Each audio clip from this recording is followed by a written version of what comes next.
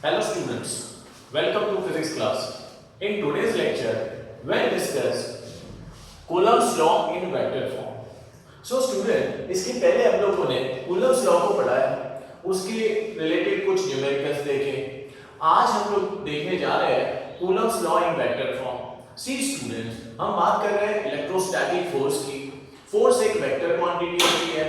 Last time Coulomb's law में हमने देखा कि फोर्स दो चार्जेस के बीच में फोर्स का जो मैग्नीट्यूड होता है वो कितना होता है, ये कूलम्ब्स ने एक्सप्लेन किया.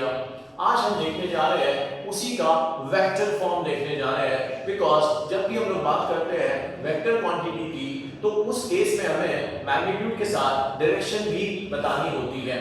तो इस वजह से अब हम इलेक्ट्रोस्टैटिक फोर्स को एक्सप्रेस करने जा रहे हैं वेक्टर फॉर्म में. तो आइए जरा समझते हैं इस कंसेप्ट को. So let's see that we have two charges. हमारे पास दो चार्जेस हैं Q1 and there is Q2. ये दोनों के बीच का जो डिस्टेंस है ये डिस्टेंस है R. So R is the distance of separation between the two charges. And student हम मान लेते हैं यहाँ का जो मीडियम है वो air as a medium. हम यहाँ ले रहे हैं air as a medium. Clear?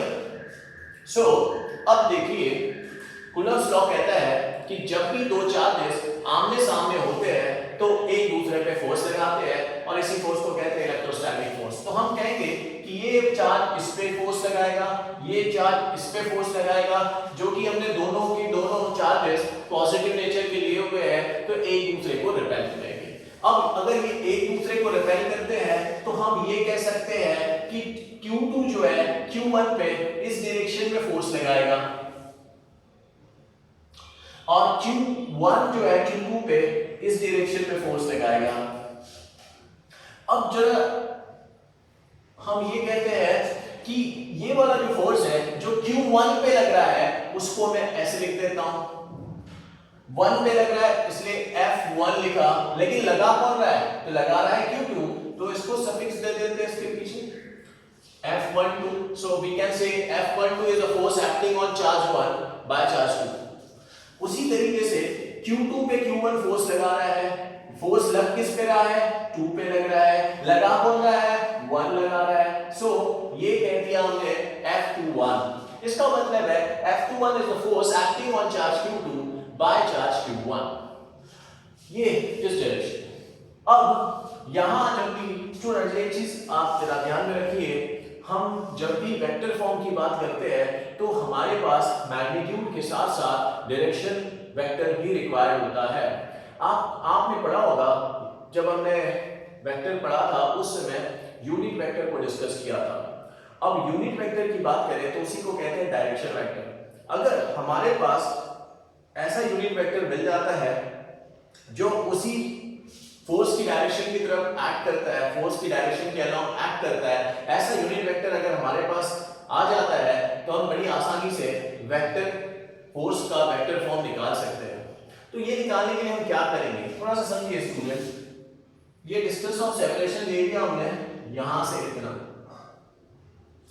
अब ये मान लेते हैं कि ये वाला जो वेक्टर है डिस्प्लेसमेंट वेक्टर की अगर मैं बात करूं तो Q2 से मतलब यहां से इधर लगने वाला जो वेक्टर होगा, क्या मैं उसे बोल सकता हूं स्टूडेंट R2 माइनस R1. इसका मतलब ये है ये वो वेक्टर है जो इस डायरेक्शन में लग रहा है. Final minus initial, final position minus initial position, ये वेक्टर है जो इस डायरेक्शन में काम कर रहा होगा. क्लियर? उसी तरीके से ये वेक्टर डिस्प्लेसमेंट वेक्टर जो इस डायरेक्शन में काम कर रहा होगा वो क्या कह सकते हैं हम लोग? R1 minus R2. मतलब ये एक वेक्टर हो गया R1 माइनस R2 जो इस डायरेक्शन में एक्ट कर रहा होगा. Final minus initial, final position minus initial position, ये इस डायरेक्शन में एक्ट कर रहा है वेक्टर, और final position minus initial position ये इस डायरेक्शन में एक्ट कर रहा है वेक्टर. तो हमारे पास एक वेक्टर है ये. क्लियर?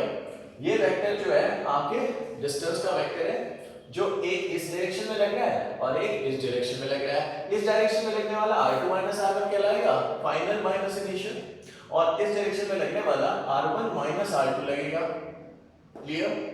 अब देखिए हमें पता है कूलम्ब्स लॉ कहता है एज पर कूलम्ब्स लॉ,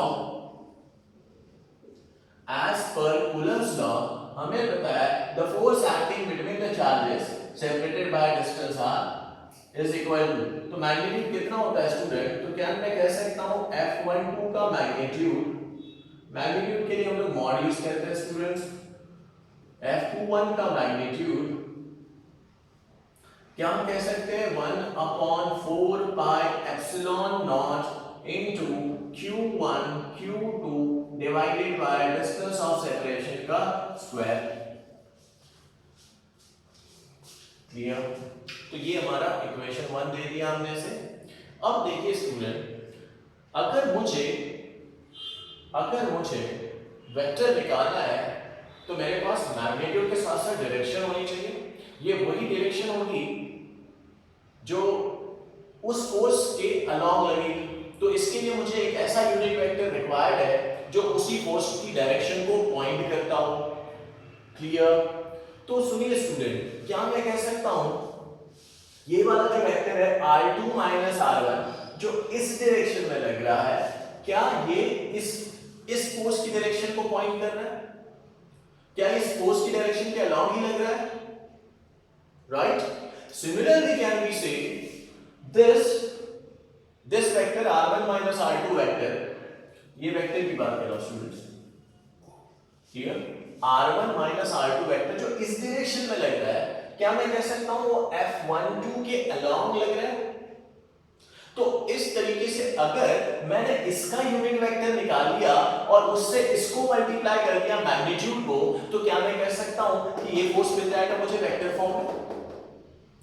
क्या मैं कह सकता हूं कि अगर मैंने इसका यूनिट वेक्टर निकाला और उस यूनिट वेक्टर को इसके मैग्नीट्यूड से अगर मल्टीप्लाई कर दिया तो मुझे वेक्टर इसका वेक्टर फॉर्म मिल जाएगा? क्लियर? तो उसी तरीके से हम अभी यूनिट वेक्टर निकालने वाले हैं स्टूडेंट्स। देखिए यूनिट वेक्टर क्या होता है, तो हमने पढ़ा था यूनिट वेक्टर होता है वेक्टर अपॉन मैग्नीट्यूड। क्लियर? आपको याद होगा हमने इस तरीके से यूनिट वेक्टर निकाला था, और यूनिट वेक्टर क्या होता था इस तरीके से। अगर a वेक्टर का यूनिट वेक्टर बोलूं तो we can write like this vector upon magnitude. तो यहां से हम क्या करते थे, वेक्टर को निकालने के लिए मैग्नीट्यूड लेते थे उसी वेक्टर का और मल्टीप्लाई कर देते थे यूनिट वेक्टर के साथ। ये तो हमें यहां पे भी करना है स्टूडेंट्स। तो हम क्या करेंगे, इसके ये इस डायरेक्शन में लग रहा है तो इस डायरेक्शन में लगने वाला इसका यूनिट वेक्टर ले लेंगे और उसको उसके साथ मल्टीप्लाई करेंगे। क्लियर? अब इस तरह देख लेते हैं क्या होगा। तो अभी देखते हैं यूनिट वेक्टर along F21 या F12 पहले निकाल लेते हैं। Unit vector acting along F12 is given by unit vector along F12 के along बोल रहा हूं मैं। यूनिट वेक्टर कौन सा लग रहा है, तो F12 इधर लग रहा है, इसके along का यूनिट वेक्टर ये। तो क्या मैं लिख सकता हूं R1 minus R2 divided by mod of R1 minus R2। क्या मैं इसे बोल सकता हूं ये वेक्टर डिवाइडेड बाय इसका मैग्नीट्यूड, ये बिल्कुल यूनिट वेक्टर है और ये इसी की डायरेक्शन में पॉइंट कर रहा है। Clear? Therefore vector F12 can be written as mod of F12 multiplied by unit vector along F12। Unit vector तो ये है, मैं ऐसे लिखता हूं unit vector along F12। Clear students? अब भाई यूनिट वेक्टर along F12 कितना है, unit vector along F12 is given by this, तो मल्टीप्लाई कर देते हैं इसे। अच्छा मुझे एक बात बताओ F12 का मैग्नीट्यूड कितना है, देखिए जरा F12 का मैग्नीट्यूड ये है, तो हम अभी लिख रहे हैं यहाँ 1/4 q1 q2 divided by r square multiplied by r1 minus r2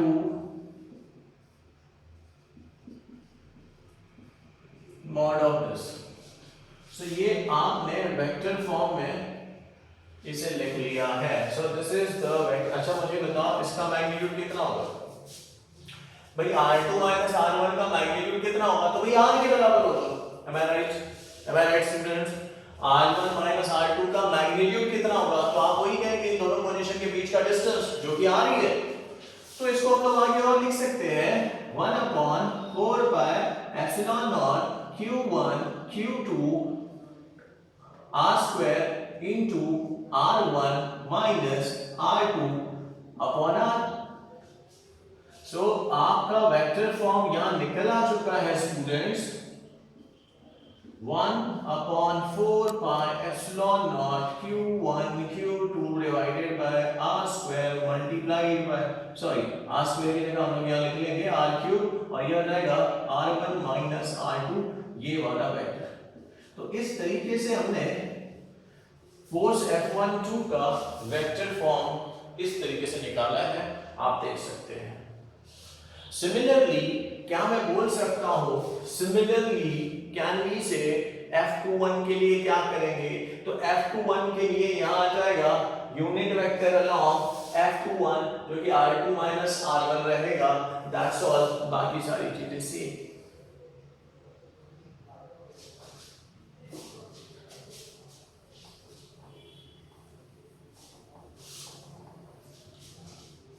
Similarly,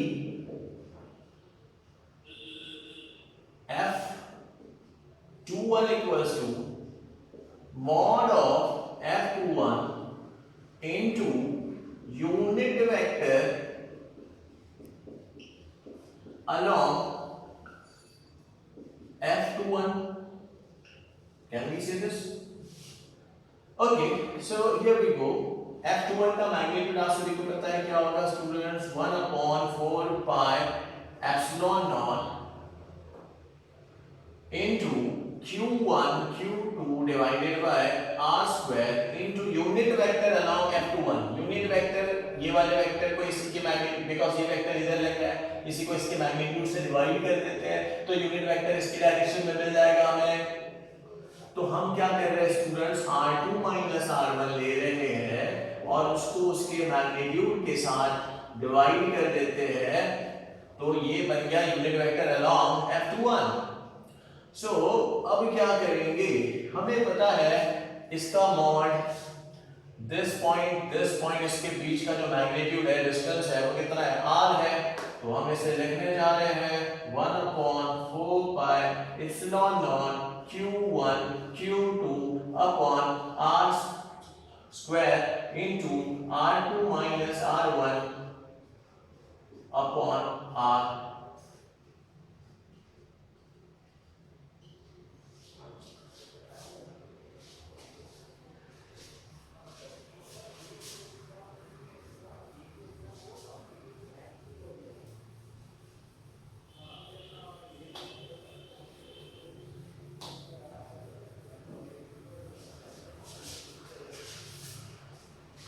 Now can we say therefore F21 can be written as 1/4 pi epsilon naught q1 q2 upon r cube into r2 minus r1। So this is the formula for F21 vector। अच्छा, इन दोनों vectors की एक खासियत ये है, from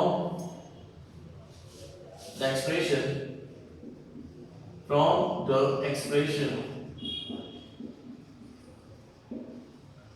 we can see that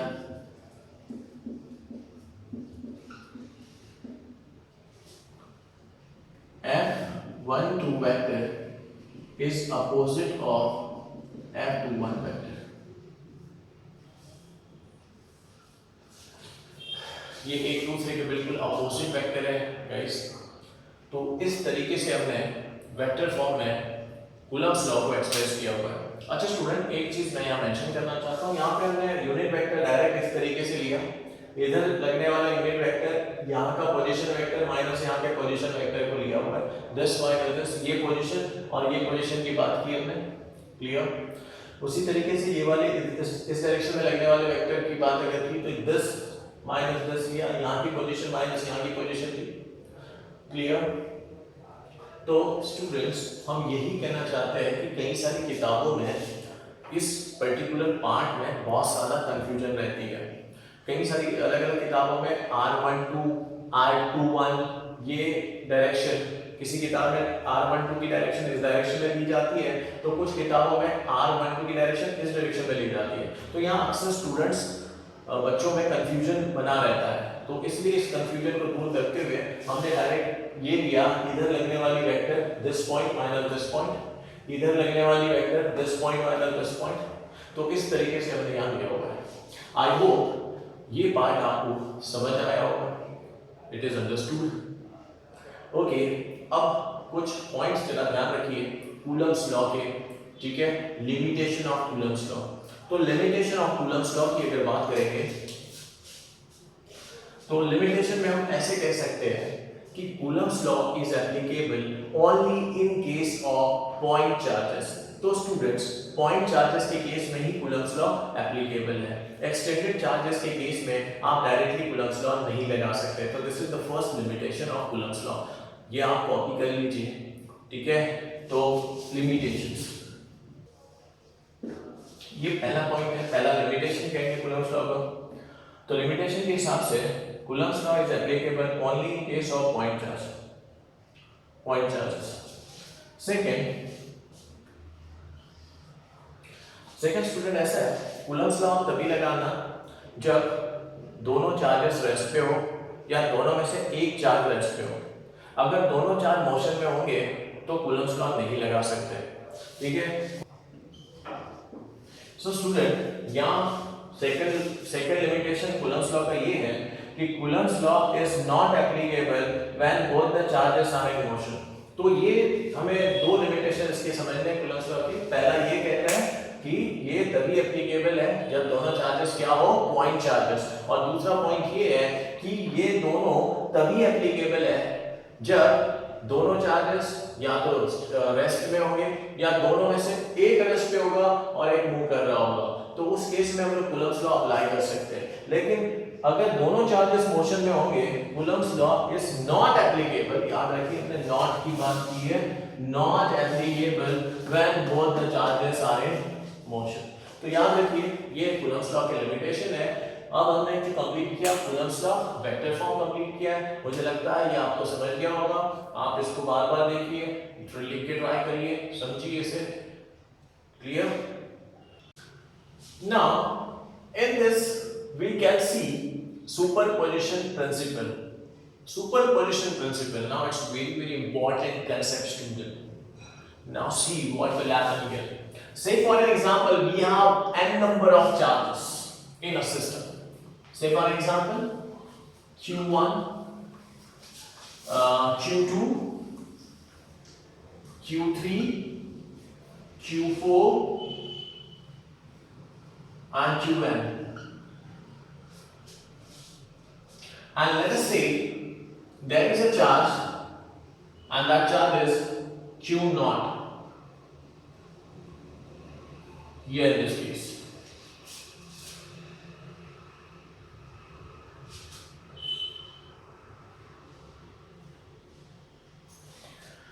So हम ये देख रहे हैं कि अगर हमारे पास ढेर सारे चार्जेस इन सराउंडिंग में हो तो क्या मैं कह सकता हूं कि सारे के सारे चार्जेस अपनी अपनी फोर्स लगाएंगे किसी चार्ज में।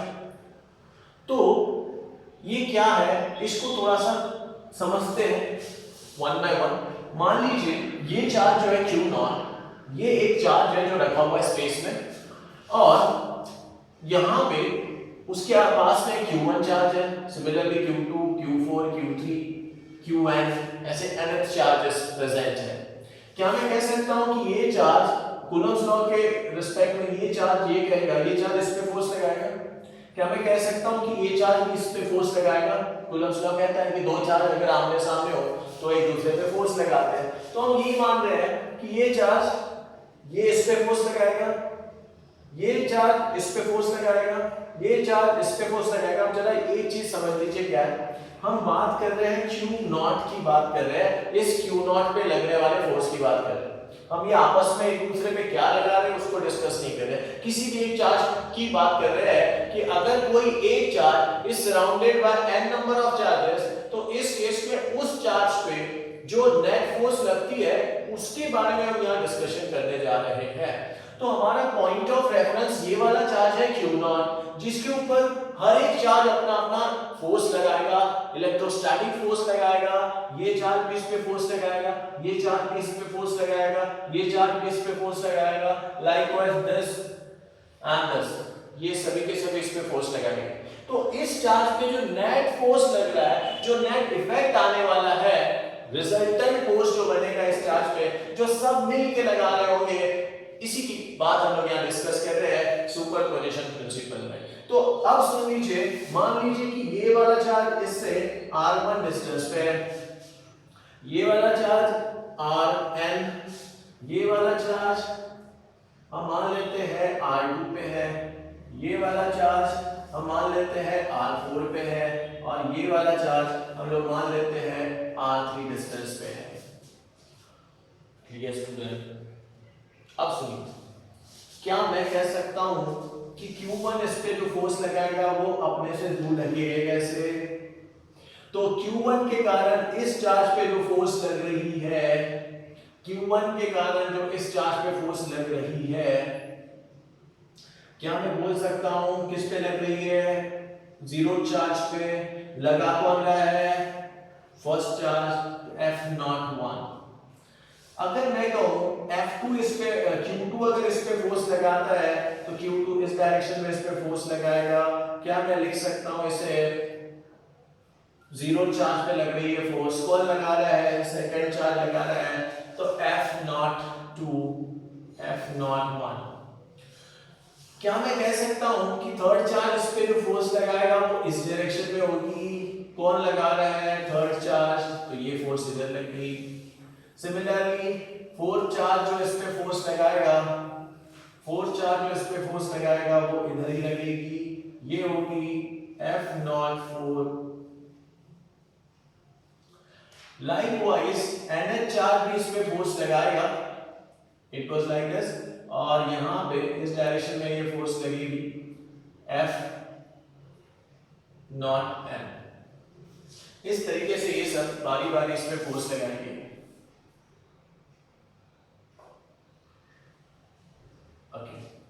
नाउ सुपरपोजिशन प्रिंसिपल क्या कहता है? तो पहले इसका स्टेटमेंट समझ लीजिए स्टूडेंट, क्या होता है? इन